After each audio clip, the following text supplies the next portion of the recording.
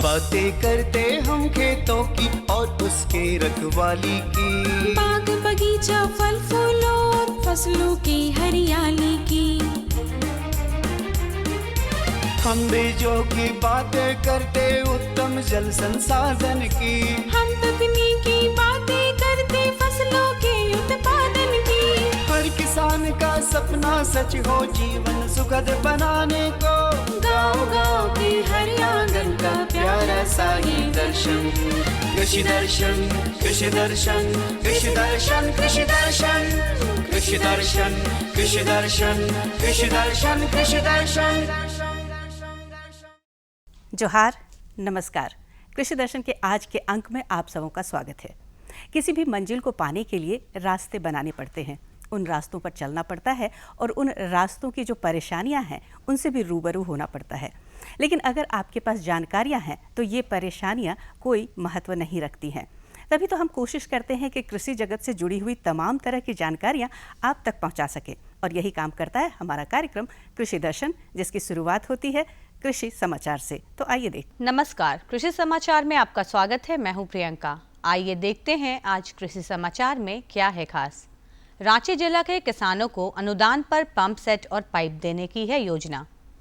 गुमला जिला के मछली पालक आधी कीमत पर ले सकते हैं मछली चारा। सरगुजा के बेहतर उत्पादन के लिए लगाएं उन्नत प्रभेद बिरसा नाइजर 1। अब समाचार विस्तार से। कृषि प्रभाग झारखंड सरकार की ओर से रांची के किसानों को अनुदान पर पंप सेट और पाइप देने की योजना है।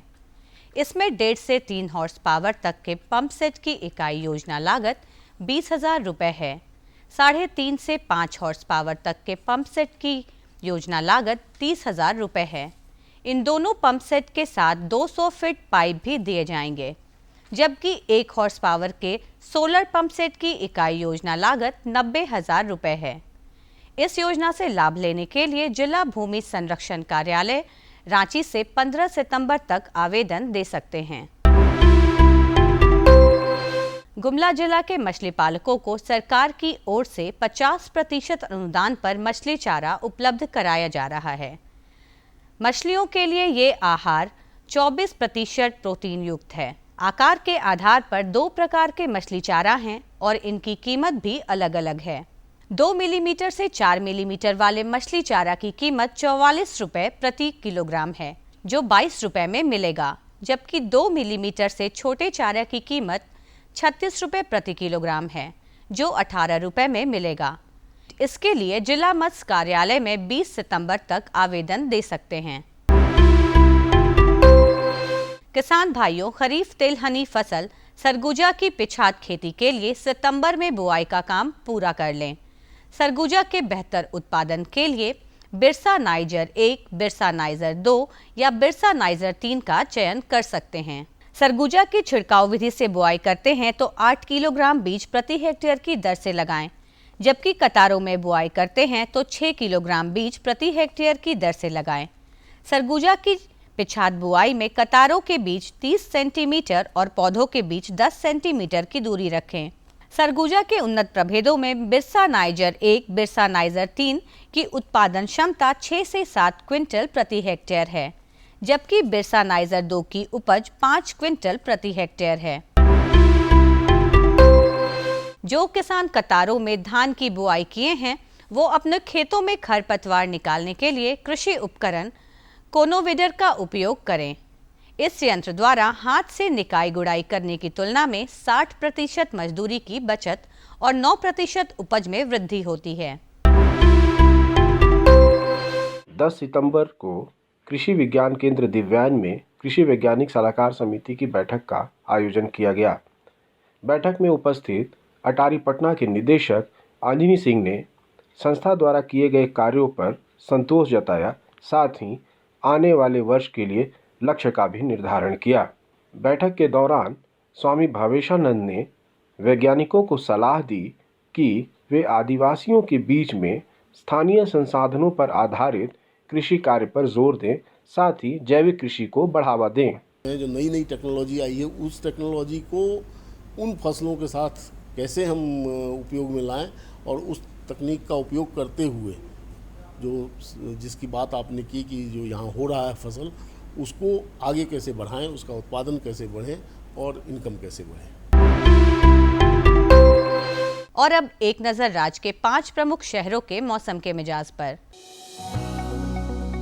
आज राज्य के 5 प्रमुख नगरों के अधिकतम और न्यूनतम तापमान कुछ इस प्रकार दर्ज किए गए। रांची का अधिकतम तापमान 29 डिग्री सेल्सियस और न्यूनतम 25 डिग्री सेल्सियस। जमशेदपुर का अधिकतम तापमान 29 डिग्री सेल्सियस और न्यूनतम 25 डिग्री सेल्सियस। मेदिनीनगर का अधिकतम तापमान 34 डिग्री सेल्सियस और न्यूनतम 23 डिग्री सेल्सियस। देवघर का अधिकतम तापमान 29 डिग्री सेल्सियस और न्यूनतम 25 डिग्री सेल्सियस। धनबाद का अधिकतम तापमान 29 डिग्री सेल्सियस और न्यूनतम 25 डिग्री सेल्सियस रहा। कृषि समाचार में आज इतना ही। अगले दिन अगले अंक में फिर मुलाकात होगी कुछ ताज़ा तरीन खबरों के साथ। तब तक के लिए दीजिए इजाजत। नमस्कार, जोहार। कृषि समाचार में आपने देखा कृषि जगत से जुड़ी हुई ताज़ा तरीन खबरें, मौसम का हाल और मंडी का भाव भी आपने जान लिया है। रुकते हैं एक छोटे से विराम के लिए, मिलते हैं इस विराम के बाद। भारत सरकार का हर प्रयास किसानों को दे रहा है एक नई आस। देश के किसानों की खुशहाली और उन्हें आत्मनिर्भर बनाने के लिए भारत सरकार समर्पित है। प्रधानमंत्री श्री नरेंद्र मोदी जी के नेतृत्व में कृषि क्षेत्र में किए गए निरंतर प्रयासों के फलस्वरूप देश खाद्यान्न व बागवानी के क्षेत्र में आत्मनिर्भर हो चुका है और देश में दलहन का उत्पादन भी बढ़ा है। इसी तरह भारत सरकार ने खाद्य तेलों के उत्पादन को बढ़ाने के भी अनेक प्रयास किए हैं। इसी क्रम को आगे बढ़ाते हुए माननीय प्रधानमंत्री श्री नरेंद्र मोदी जी के नेतृत्व में भारत सरकार ने दूरदर्शी निर्णय लेते हुए राष्ट्रीय खाद्य तेल मिशन ऑयल पाम की शुरुआत की है। इस मिशन से देश भर के किसानों को बहुत लाभ मिलेगा। कृषि के पूंजी निवेश में वृद्धि होगी, खाद्य तेल आयात पर देश की निर्भरता कम होगी और रोजगार के नए अवसर पैदा होंगे। खाने के तेल में आत्मनिर्भरता के लिए अब राष्ट्रीय खाद्य तेल मिशन ऑयल पाम का संकल्प लिया गया है। इससे किसानों को तो सीधा लाभ होगा ही, गरीब और मध्यम वर्ग के परिवारों को सस्ता और अच्छी क्वालिटी का तेल भी मिलेगा। यही नहीं, ये मिशन बड़े स्तर पर रोजगार का निर्माण करेगा। इस मिशन के अंतर्गत ऑयल पाम का रकबा और पैदावार बढ़ाने पर जोर देने के लिए सरकार ने 11,000 करोड़ रुपए से अधिक की सहायता राशि निर्धारित की है। मिशन के तहत सरकार ने ऑयल पाम की खेती के लिए रोपण आदि की सहायता में बढ़ोतरी करते हुए पहले मिलने वाले 12,000 रुपए प्रति हेक्टेयर को बढ़ाकर 29,000 रुपए प्रति हेक्टेयर तक कर दिया है। ऑयल पाम के पुराने बागों के पुनरुद्धार के लिए 250 रुपए प्रति पौधा के हिसाब से विशेष सहायता दी जा रही है। पौधारोपण सामग्री की कमी दूर करने और बीजों की पैदावार करने वाले बागों को भी सहायता दी जाएगी। इसके तहत 15 हेक्टेयर ऑयल पाम उद्यान के लिए 80 लाख रुपए तक की सहायता राशि दी जाएगी। इसके अलावा नर्सरी विकास के लिए 40 लाख रुपए तक तय किए गए हैं। पूर्वोत्तर और अंडमान राज्यों के लिए विशेष सहायता का भी प्रावधान है। ऑयल पाम के किसान ताजे फलों के गुच्छे यानी FFB का उत्पादन करते हैं, जिनकी वर्तमान में कीमतें अंतर्राष्ट्रीय मूल्यों में उतार चढ़ाव के आधार पर तय होती हैं। पहली बार केंद्र सरकार ताजे फलों के गुच्छे की कीमत के लिए किसानों को आश्वासन दे रही है। ये व्यवहार्यता मूल्य यानी VP कहलाएगा, यानी किसानों को कोई घाटा नहीं होने दिया जाएगा। व्यवहार्यता मूल्य VP तय करने की शुरुआत 1 नवंबर से होगी और अगले वर्ष 31 अक्टूबर तक जारी रहेगी। इसे ऑयल पाम वर्ष कहा जाएगा। इस योजना के तहत वर्ष 2025-26 तक ऑयल पाम का रकबा 6.5 लाख हेक्टेयर सृजित करने और कच्चे ऑयल पाम की पैदावार वर्ष 2025-26 तक 11.20 लाख टन पहुंचाने का लक्ष्य निर्धारित किया गया है। सरकार के इस महत्वपूर्ण निर्णय से देश में ऑयल पाम की खेती करने वाले किसानों में विश्वास पैदा होगा और वे खेती का रकबा बढ़ाएंगे। इस तरह पाम ऑयल का उत्पादन भी बढ़ेगा, जिससे किसानों की आय बढ़ेगी और ग्रामीण अर्थव्यवस्था भी सुदृढ़ होगी। बरसात का मौसम है और इस मौसम में किसानों के खेत खलिहान हरियाली से छा जाते हैं। बहुत सारे किसानों के खेतों में सरसों की फसल लगी हुई होगी। सरसों की फसल से कैसे लाभ प्राप्त कर सकते हैं, पूरी जानकारी आपको दिलाते हैं इस फीचर के माध्यम से।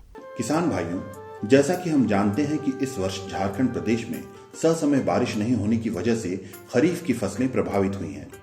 ऐसे में किसानों को आर्थिक रूप से भारी नुकसान का सामना करना पड़ रहा है। अतः ऐसे में जरूरी है कि वे रबी के मौसम में ऐसी फसलों का चुनाव करें जिनसे उनके नुकसान की भरपाई हो सके। सरसों और तोरिया ऐसी फसलें हैं जो कम समय में अधिक उत्पादन दे सकती हैं। किसान भाइयों, तोरिया के लिए झारखंड में PT 303 प्रभेद और सरसों के लिए Pusa mustard 20, Pusa mustard 26, Pusa mustard 31 और जय किसान आदि उन्नत प्रभेद माने जाते हैं। इन प्रभेदों का प्रयोग कर वे तोरिया तथा सरसों का अच्छा उत्पादन ले सकते हैं। को ये सोचना है कि हम आगामी जो रबी फसल है उसमें किस प्रकार की तैयारी करें ताकि किसानों की आर्थिक स्थिति मजबूत हो और कम समय में उनकी अच्छी आमदनी प्राप्त हो। इसलिए एक विकल्प है सरसों की खेती, तोरिया की खेती।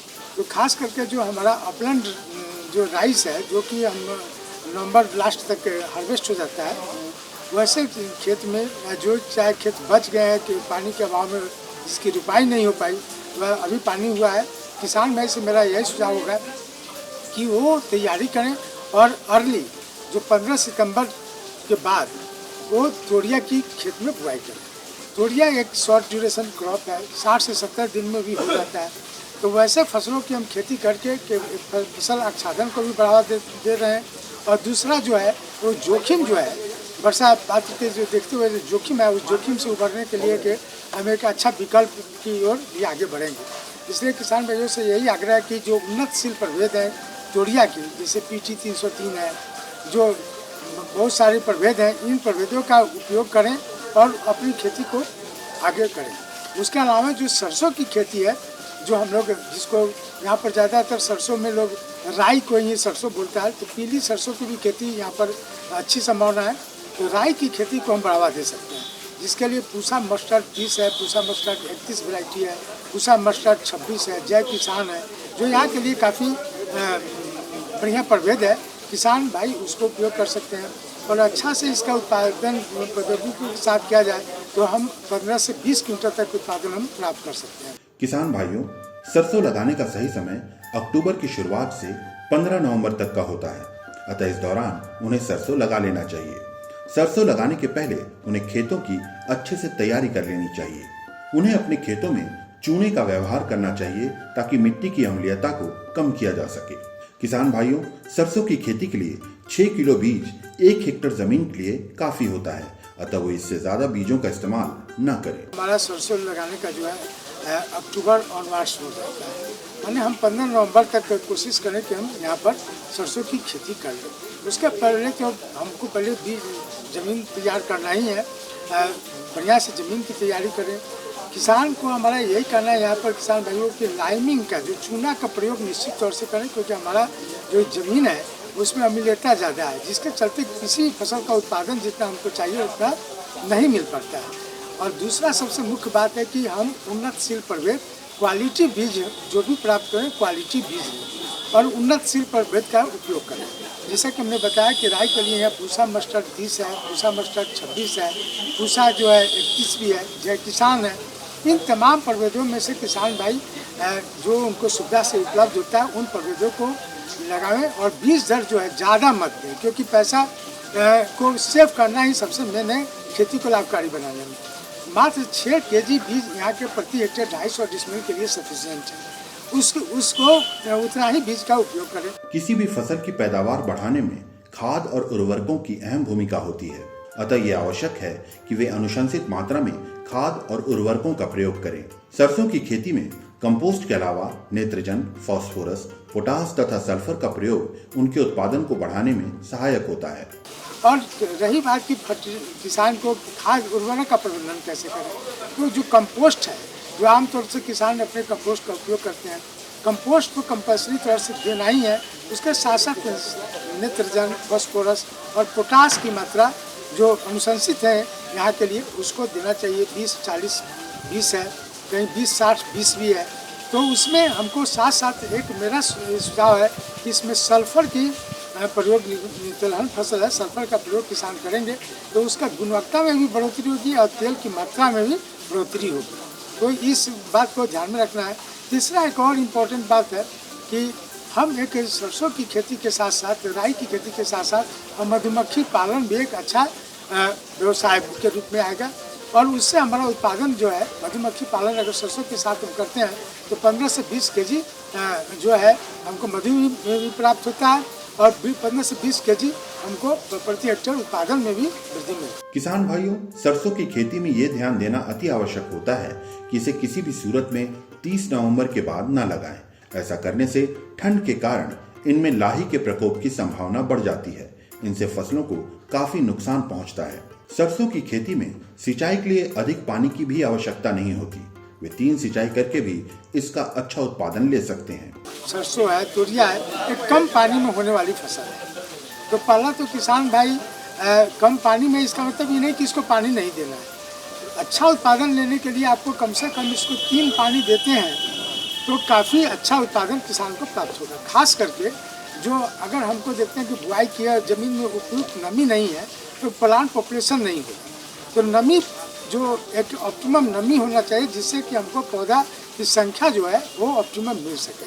तो जब पौधा की संख्या हम अच्छा से पाल लेंगे तो निश्चित तरह से हमारा उत्पादन भी अच्छा होगा। और रही बात सिंचाई के लिए तो किसान को मिनिमम 3 सिंचाई जहाँ साधन हो वहीं पर राई फसल, सरसों की खेती करनी चाहिए। एक जो पानी है जो एक शुरुआती में प्री सोइंग के देखिए जो उपयुक्त नमी हो, एक वेजिटेटिव स्टेज पर जो, और तीसरा फूल लगने के पहले निश्चित तौर से पानी देना है। अगर फूल लगने के पहले अगर पानी के समुचित हम प्रबंधन नहीं करते हैं तो उत्पादन पर बहुत विपरीत असर पड़ता है। इस तरह से यदि किसान भाई वैज्ञानिकों के मार्गदर्शन पर चलकर सरसों की खेती करें तो वे इससे अच्छा उत्पादन ले सकते हैं और अपनी आर्थिक स्थिति को सुदृढ़ कर सकते हैं। किसान भाइयों, ये जो हमारी मिट्टी है जिस पे हम फसल लेते हैं उसकी उर्वरकता पर ही हमारे उत्पाद निर्भर करते हैं। फसल अच्छी हो इसके लिए जरूरी है कि हमारी मिट्टी स्वस्थ हो। कैसे करें मृदा स्वास्थ्य प्रबंधन, पूरी जानकारी इस फीचर के माध्यम से। किसान भाइयों, किसी भी फसल की गुणवत्ता तथा वृद्धि के लिए उन्हें 16 पोषक तत्वों की जरूरत होती है। पौधे इनमें से 3 पोषक तत्वों को हवा और पानी से ग्रहण करते हैं, जबकि शेष 13 पोषक तत्वों के लिए उन्हें मिट्टी पर निर्भर रहना पड़ता है। अतः मिट्टी फसलों की बढ़वार में अहम भूमिका निभाती है। ऐसे में जरूरी हो जाता है कि किसान भाई मिट्टी में मौजूद पोषक तत्वों की मात्रा को फसलों के अनुसार सही अनुपात में बनाए रखें। इसके लिए मिट्टी की जांच बहुत ही आवश्यक है। इससे ही हमें मिट्टी में मौजूद पोषक तत्वों की मात्रा का ज्ञात होता है, जिससे उर्वरकों का प्रबंधन कर किसान भाई फसलों का सही उत्पादन ले सकते हैं। फसल जब हमारी लगाते हैं, चाहे दलहनी हो चाहे दलहनी हो, खाद्यान्न हो, हाइब्रिड हो, देसी, सभी फसलों को अपनी अच्छी वृद्धि, विकास, अच्छा उपज देने के लिए 16 पोषक तत्वों की आवश्यकता होती है। इसमें से 3 पोषक तत्व हवा और पानी से पौधे लेते हैं, 13 पोषक तत्व हमारे पौधे मिट्टी से लेते हैं। यदि हमारे मिट्टी से पौधे पोषक तत्व ले रहे हैं तो सबसे पहले हमको जानना होगा कि हमारी मिट्टी की स्थिति कैसी है या कितना स्वस्थ है, जो हमारे पौधों को जो उपलब्ध पोषक तत्व चाहिए कितनी मात्रा में दें। इसके लिए सबसे पहले ज़रूरी है हमारे किसान भाइयों को कि अपने मिट्टी के स्वास्थ्य के प्रति जागरूक हों, मिट्टी का जांच कराएं। और जांच कराने के लिए जब तक हमारे किसान भाई आगे नहीं आएंगे, हमारे यहाँ पूरे देश में माननीय प्रधानमंत्री जी के द्वारा मृदा स्वास्थ्य कार्ड पर बहुत जोर शोर से अभियान चलाया जा रहा है। हर स्तर पर, गांव स्तर पर, प्रखंड स्तर पर, पंचायत स्तर पर जागरूकता की जा रही कृषि विज्ञान केंद्र के द्वारा, जिला कृषि विभाग के द्वारा, आत्मा के द्वारा, कि किसान भाई हमारे मिट्टी जांच कराएं। अब सबसे पहले बात आती है हमारे किसान भाई मिट्टी जांच कराएगा। उनको मिट्टी जांच कराने के लिए कृषि विज्ञान केंद्र या प्रखंड कृषि पदाधिकारी जो होते हैं उनके यहाँ या आत्मा विभाग से जुड़ाव रख करके वहाँ पे अपने मिट्टी को इकट्ठा करके दें और जांच करें। किसान भाइयों को मिट्टी जांच कराने के लिए सबसे अच्छा समय जो होता है वो किसान भाई अपना जनवरी से लेकर के यदि अप्रैल और मई तक मिट्टी इकट्ठा कर लेते हैं और उसको जांच कराते हैं तो उनको खरीफ के पहले मिट्टी जांच का परिणाम आ जाता है, जिसके आधार पर वो अपनी मिट्टी में, आज के दिन आता है कि मिट्टी में मिट्टी के जांच अनुसार उर्वरक का प्रबंधन करते हैं हमारे किसान भाई, तो उसका परिणाम ज़्यादा अच्छा आता है। मिट्टी की जांच के लिए किसान भाइयों को अपने खेतों से मिट्टी का नमूना लेना आवश्यक होता है। इसके लिए जरूरी है कि वे खेती शुरू करने से कम 1 माह पूर्व खेतों से मिट्टी के नमूने को इकट्ठा करें। वे इस बात का विशेष ख्याल रखें कि इस बीच इनके खेतों में किसी भी तरह की खाद या फिर उर्वरकों का प्रयोग न किया गया हो। किसान भाइयों को मिट्टी जांच के लिए 250 ग्राम मिट्टी की आवश्यकता होती है। वे इसे 1 डिसमिल से लेकर 2 एकड़ भूमि तक से इकट्ठा कर सकते हैं। ऐसा करते वक्त उन्हें ये ध्यान देना होगा कि मिट्टी में समानता हो। जैसा हम बताएं कि जनवरी से लेकर के मई तक मिट्टी इकट्ठा करें। यदि हमारे किसान भाई इस बीच में अपनी खेती नहीं लगाए हैं, इस बीच में मिट्टी जांच नहीं कराए हैं, तो जब हम कोई फसल लगाना चाहते हैं उसके पूर्व यदि हम उसमें गोबर की खाद नहीं डालें, रासायनिक खाद नहीं डालें, उस समय मिट्टी का नमूना इकट्ठा कर सकते हैं। और मिट्टी नमूना इकट्ठा करने में हम 250 ग्राम मिट्टी नमूना लेकर के और जांच के लिए किसी भी लैब में भेजते हैं। निकाले कैसे, लेते हैं, ठीक है। तो वो जो 250 ग्राम मिट्टी नमूना हम लेते हैं वो हम किसान के स्तर पर लेते हैं, और इस 250 ग्राम मिट्टी नमूना इकट्ठा करने के लिए हम किसान भाइयों को सुझाव देना चाहेंगे कि वो मिनिमम 1 डिसमिल से लेकर के और 2 एकड़ तक का एक मिट्टी नमूना बनाए। मिट्टी को देखते हुए कि मिट्टी में समानता रहे। यदि असमानता है तो मिट्टी का हम area 1 decimal, 2 decimal, 5 decimal, 10 decimal कर सकते हैं, और इस समान है तो 2 डिसमिल, 2 एकड़ तक का एक मिट्टी नमूना। किसान भाइयों, मिट्टी के नमूने लेने से पहले 6 से 8 स्थानों पर निशान लगा लें। फिर चुनी हुई जगह के ऊपरी सतह से घास फूस हटा लें। सतह से 15 सेंटीमीटर गड्ढा खोदकर खुरपे से एक तरफ से उंगली की मोटाई तक का ऊपर से नीचे तक का नमूना काट लें। फिर उसे किसी साफ बर्तन में इकट्ठा कर लें। इसी तरह से वे सभी चिन्हित जगहों से नमूने इकट्ठा कर लें और उसे अच्छे से मिला दें। अब मिट्टी को सुखाकर उसे 4 भागों में बांट लें। फिर 2 भागों को फेंककर बाकी के 2 भागों को पुनः मिला लें। यह प्रक्रिया तब तक दोहराएं जब तक कि मिट्टी 250 ग्राम तक की नहीं हो जाती। फिर इस नमूने को साफ थैली में डालकर पर्ची के ऊपर अपना और अपने खेत का विवरण लिखकर उसे मिट्टी जांच केंद्र में सौंप दें। फिर मान लीजिए हम जिस एरिया का चुनाव किए, यहाँ से हमको मिट्टी नमूना लेना है। कोई भी जब फसल लगाते हैं दलहनी खाद्यान्न फसल, तो उसका हम लोग 0 to 15 सेंटीमीटर तक का मिट्टी नमूना हमको चाहिए। ताप की भी चाहिए और 15 सेंटीमीटर गहराई की। उसके लिए सबसे पहले किसान भाइयों को अपने खेत में 6 से 7 जगह का चुनाव करना है कि जहाँ पे हमारा उपजाऊ मिट्टी है, जहाँ उपजाऊ मिट्टी नहीं है, जहाँ पे पानी जमता है, जहाँ नहीं। और यत्र तत्र जगहों से मिट्टी नमूना लेना रहता है, ताकि एक समान जगह से ले लेंगे तो एक टाइप का आएगा। तो यत्र तत्र जगह का जब चुनाव कर लेंगे, चुनाव करने के बाद उनको ध्यान देना है कि पेड़ के नीचे की मिट्टी ना लें, मेड़ के किनारे की मिट्टी ना लें।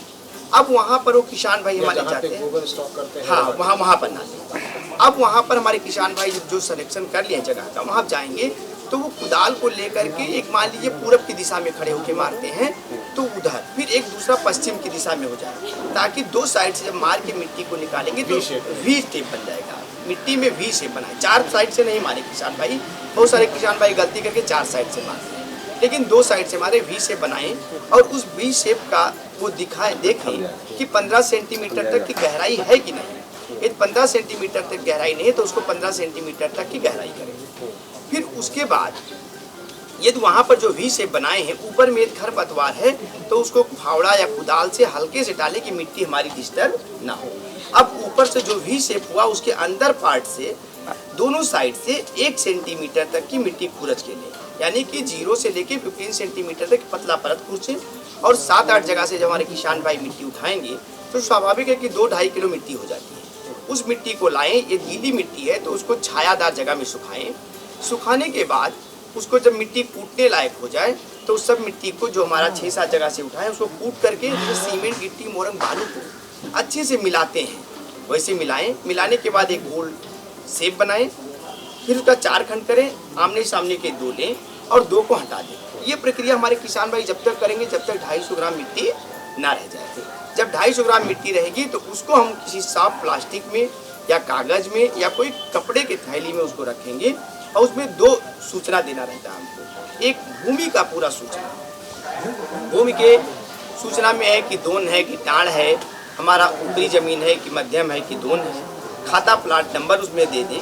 और ये जीपीएस रीडिंग संभव हो तो किसान दे सकते हैं, उससे हमारा जो सॉइल हेल्थ कार्ड बनता है उसमें जीपीएस रीडिंग भी रहता है। एक दूसरा उसमें सूचना देना, पूरा किसान का सूचना देना है कि अपना नाम, मोबाइल नंबर, आधार नंबर और पूरा ये सूचना दे देते हैं। इस सूचना के साथ एक मिट्टी नमूना को चाहे कृषि विज्ञान केंद्र में जमा करते हमारे किसान भाई, चाहे जिला कृषि विभाग के DAV सेंटर में जमा करते हैं, तो वहाँ से जांच होकर के उनको मृदा स्वास्थ्य कार्ड मिल जाएगा।